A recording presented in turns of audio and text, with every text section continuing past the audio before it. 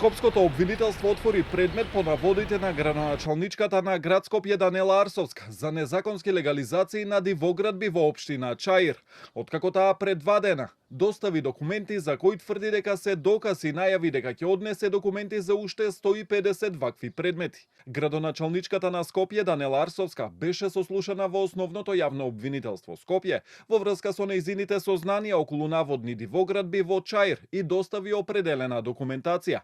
Обвинителството отвори предмет кој е распореден кај надлежен јавен обвинител од одделението за сложен и сериозен криминал во ОЈО Скопје и веќе се преземаат действија на проверки, велат оттаму. Во врска пак со решението за поништување на легализацијата на спорната зграда за која Арсовска тврдеше дека е антидатирана, од катастар вела дека немаат законска обврска да ги проверуваат правните основи за поништување на легализацијата. Ние проверуваме дали истото решение е донесено од овластен орган, што во конкретниот случај е, дали тоа решение, односно правен основ, има печат за правосилност, доколку нели технички е се во ред, ние сме обврзни согласно законот за катастар да постапуваме. Што сакам уште еднаш да укажам дека согласно законот за катастар на недвижности, Агенцијата за катастар не врши проверка на веродостојноста на правните основи кои што ги доставуваат. Од опозицијската СДСМ повторно ја обвинија власта дека ја штити урбаната мафија наместо да се отвори истрага. И наместо овој скандал